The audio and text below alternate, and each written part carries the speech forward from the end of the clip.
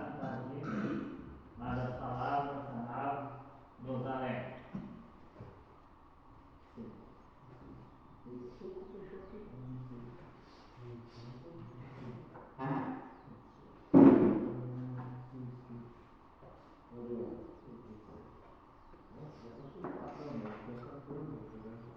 Leia esse livro para nós então.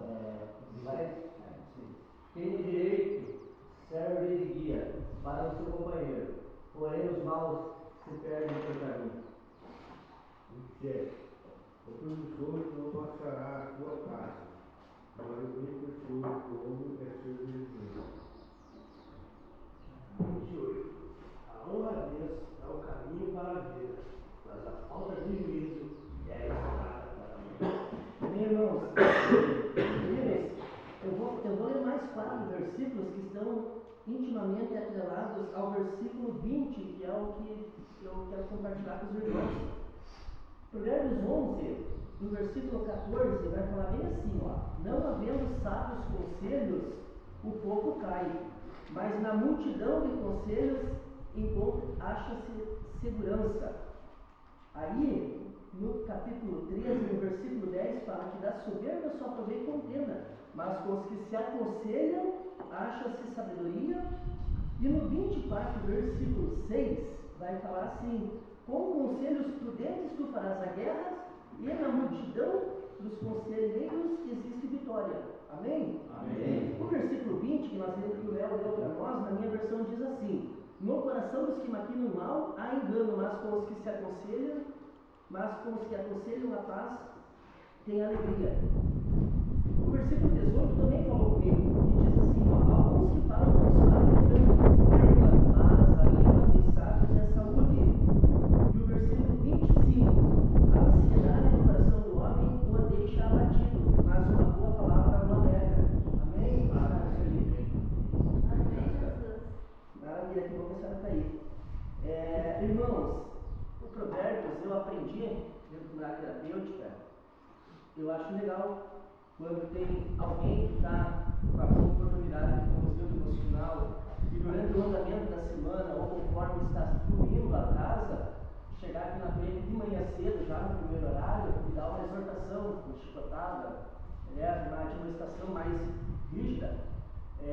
Mas isso é em casos à parte. Eu sempre conduzi da seguinte forma, como motivação, para que a gente tenha um dia abençoado. Poxa, começar o dia pesando a mente dos humanos já é embaçado, né? A gente já sabe como é que a gente vive no dia a dia, no íntimo de cada um. Eu conheço o que está no coração do irmão Fabiano, de cada um de vocês. Vocês não sabem como está o meu coração no dia a dia. Por mais que a gente dê um sorriso, por mais que a gente troque ideia, é claro que é importante, assim como o Senhor Jesus, olha que interessante isso.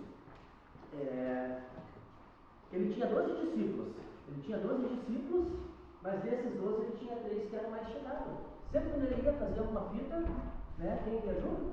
Pedro, Tiago e João. Pedro, Tiago e João. Pode ver, tudo que é banda estava Pedro, Tiago e João. E aqui não é diferente. Nós convivemos numa comunidade onde tudo é comum a todos, né? E dentro de uma coleta terapêutica, tudo é terapêutico, inclusive a convivência entre os pais, porque Provérbios também fala que o ferro afia o ferro e o homem afia o homem. Vamos pensar assim da seguinte forma: um torno, um pedaço de ferro bruto, começa a girar, né? Ou uma madeira. Essa madeira pastoral se faz nos entalhos. Vamos trazer para a nossa realidade.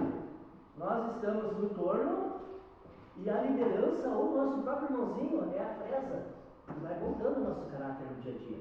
Faz sentido isso? Por isso que é importante aqui dentro, não sempre, senão vira um bolo louco, né, Fabiano? Se viver em contenda, se viver em discussão, se não tiver amizade. Só que tem momentos que de repente assim no dia a dia acontece uma situação, aí eu meio que perco o controle, porque eu estou em processo de restauração.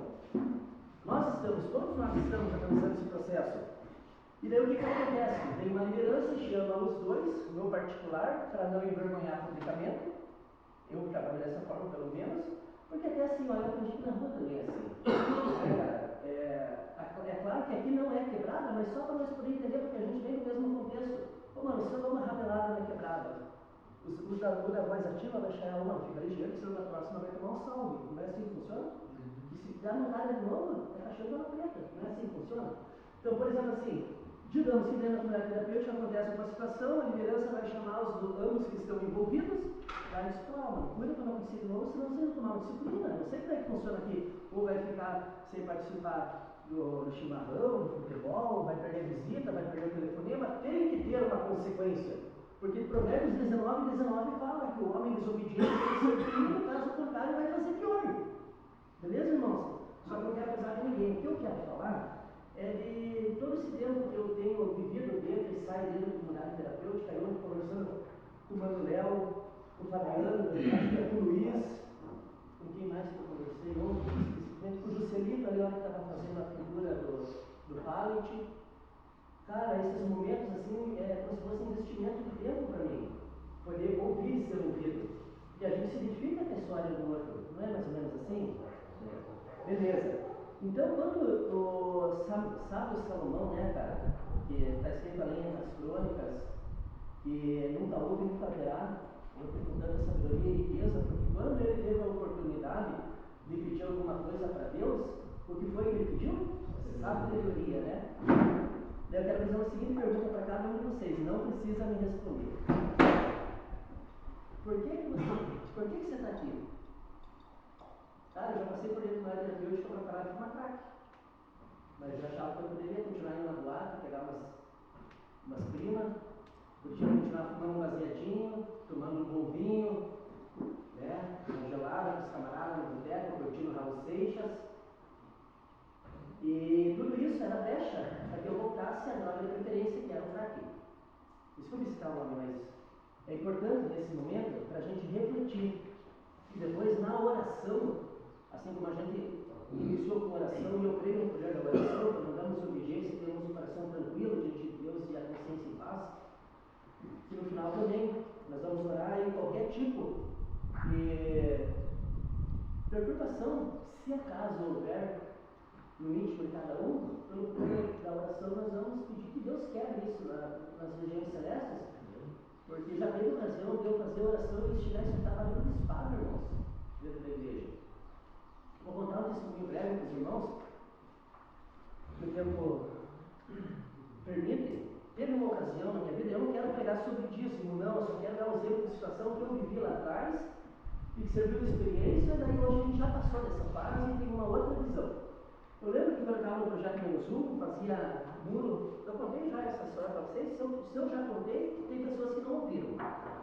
É que nos lugares que eu passo por tantas experiências vividas que, né, a gente fica meio confuso, mas enfim. Fazia muro, uma divisa com nós pelo no pátio da igreja, da Assembleia de Deus, e o projeto Menuzu ficava atrás, no mesmo pátio, e tinha 200 membros da comunidade, nós participávamos juntos do culto, terça, sexta e domingo. E daí naquele dia de tarde veio uma senhora, ô pastor, libera o menino para pendurar uma guardando cortina lá em casa, que me dá esse tanto de lugar. Pô, Anderson, vai lá e ajuda. Estando ali de 20 minutinhos, ela me deu 10. Eu falei, ô tia, se alguém quiser ajudar a senhora, não precisa pagar. Ela falou, não, você tomar um sorvete, eu peguei aquele 10.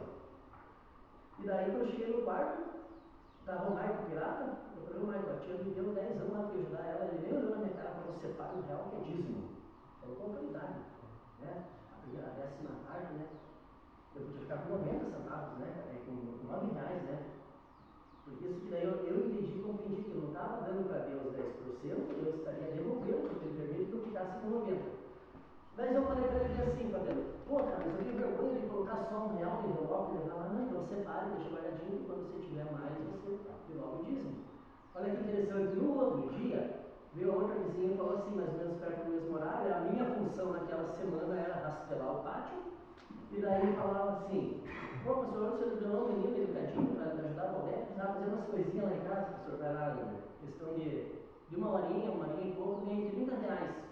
O que eu fiz? Cheguei lá na liderança, eu precisava de 2 notas de 2, dei os R$40 que eu tinha, né, 30 mais 10, e coloquei 2 notas de 2 no envelope e não consegui devolver. O meu primeiro dízimo foi R$4. Eu não estou pregando sobre dízimo, Cristo, eu só estou fazendo uma ilustração para onde eu quero chegar. E aí o que acontece, irmãos? No terceiro dia, o pastor Jackson, que trabalhava com banho escolar, de tarde ele sempre vinha ficar com nós na parte da tarde, esperando dar o horário para ele poder resgatar as crianças no colégio e devolver em casa. Quando ele desceu da van, tocou o telefone, ele ouviu a voz, era o seu Paulo, que todos os dias na frutaria doava aquelas coisas que já não podia mais vender. Então todo dia vinha salada, frutas, verduras, legumes. Ô pastor, fizeram uma pichação aqui, precisava que pudesse fazer uma pintura. Beleza, lá tinha tinta, fiz a pintura na fachada na frente, falei, se misturar o corante, a gente consegue fazer as faixinhas em volta da janela, da porta, do muro e tal. Fiz um campo na loja, troquei uma cerâmica na casa dele, 15 dias, R$2.000. Tudo isso que eu estou compartilhando com vocês, eu compartilhava com a minha mãe. E eu devolvi o isentão de dízimo. Daí o que acontece? A minha mãe falou, então no próximo pagamento eu vou começar a devolver o dízimo. Daí eu não usava aparelho, naquela semana a gente foi fazer uma manutenção no dentista, e no final da tarde eu estava estacionando, porque entrou no ônibus, no verticulado ali na central. A mãe entrou, ficou do lado da porta, e eu fiquei mais para cá, e entrou duas moças junto. Uma se posicionou ao lado da mãe, e eu não tinha ganhado a cena, e a outra moreninha começou a fazer caras e bocas, querendo chamar a minha atenção. Cara, quando eu cheguei, eu coloquei a mão na minha boca, para não repreender o que estava nela, porque senão ela ia se contorcer inteira, aquela pombagira que estava nela no ônibus. E ela passou a se esfregando em mim e já desceu no próximo tubo. Porque deu tempo da outra menina colocar a mão na bolsa da mãe e puxar e lá pegar o dinheiro, ligado? Só que ele só foi se dar conta disso quando a gente chegou na igreja e antes de se despedir, a mãe começou a procurar e eu associei a cena. Foi nessa que eu falei para a mãe, né? Agora eu volto ao contexto, né? Como eu falei, eu estou pregando sobre o dízimo. Falei, mãe, vem aqui. A gente entrou na igreja, eu tirei o calçado para subir no altar, irmão Cristian. Peguei o óleo ungido, derramei na mão. Indignado, porque era o primeiro dízimo que a mãe ainda deu para Deus. Falei, mãe, sobe aqui. Peguei na mão da mãe e falei, Deus, eu não aceito. Era o primeiro dízimo que eu podia te devolver. Começou, nos 4 anos da igreja em cima, irmãos. Então são experiências que eu tenho certeza que irmãos aqui já tiveram com Deus, que sentem saudade, que voltarão a ter. Os que estão buscando estão tendo experiências com Deus, não sei se em sonho, não sei se no dia a dia, enfim. Comunidade terapêutica é um espaço rico, irmãos, porque a gente tem tempo de qualidade para poder investir em nós mesmos e no reino. E a simples fato de ter ouvido aquele barulho de espada, eu entendi e compreendi, mano, que Deus tinha ouvido a minha oração e no mundo espiritual os anjos estavam derrubando principados e potestades. Que é o que a gente vai fazer no final aqui, antes de encerrar. Orar para que Deus possa confortar os nossos corações. Como eu falei, eu não sei como está o coração, cara, eu vou ver que está com ele, cara. Eu sei que o Léo compartilhando antes de estar tendo a revoltada de ficar junto no meu quarto, onde o Léo completou 9 meses, né? E compartilhou que vai permanecer na obra, porque é o dia, aqui se dita útil, né? Permanecer no combate. O Cristo está aí, o Christopher. Eu desejo que a gente, quando concluí lá nos Jovens Livres, me uni com o Natanael para a questão do Caverna de Adulão, onde encerrou o meu ciclo, mas a questão da manutenção da recuperação, a prevenção da recaída, que está havendo ingratidão nesses lugares, como eu estou aqui esse final de semana, é simplesmente para salvar minha própria vida, como eu falei naquele dia que a gente chegou aqui com o Brunello, né, no final da tarde. Então é importante a gente entender e compreender, irmãos, que aqui é só um processo terapêutico. A gente tem que permanecer em recuperação lá fora. Porque senão, por isso que são como se fosse parar de colocar lenha no fogo, né? Uma hora vai apagar aquela brasa. Só que Deus ele é tão lindo, igual aconteceu no Pentecoste, né? Que vem aquele vento impetuoso, o Espírito Santo vem e solta, e o altar volta a fumegar. E o altar é o nosso coração que tem que estar sempre, né? Clamando por Deus, a presença, essa unção, intimidade, relacionamento com o Espírito Santo, né, irmão Giovanni? Uma busca diária. Daí veja só que interessante, beleza. Eu fiquei satisfeito de ter ouvido aqueles barulhos de espada no mundo espiritual. Daí a mãe foi para casa num outro dia, no meio da tarde, rapaziada. Olha que loucura. Nós estávamos lá passando massa corrida nas paredes, que a gente estava construindo no novo alojamento, assim como vocês estão tendo a honra de construir. Ou seja, o setor da casa que for, por mais parecido que seja insignificante, mano, Paulo fala em Coríntios que nós somos membros uns dos outros e que até o dedinho do pé é importante. Se eu perder o dedinho, cortar meu dedinho, vai doer. E dói quando a gente cria uma amizade, um vínculo e vê alguém abandonando o combate, né, para sair para aquele portão. E daí que volta aqui, cara, o que você temos feito? Que o versículo 20 falou para nós. Que com os que se aconselham tem alegria, encontra paz, acha-se sabedoria, existe segurança, entende? Salomão repete no capítulo 11, 12, 13 e 24. E no 20, a mesma coisa, falando sobre aconselhamento.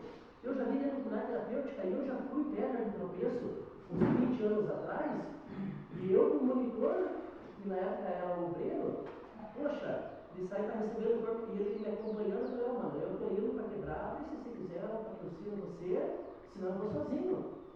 E a gente voltou 3 dias depois, mais 2 foram expulsos. Cara, o cara estava 1 ano e meio limpo.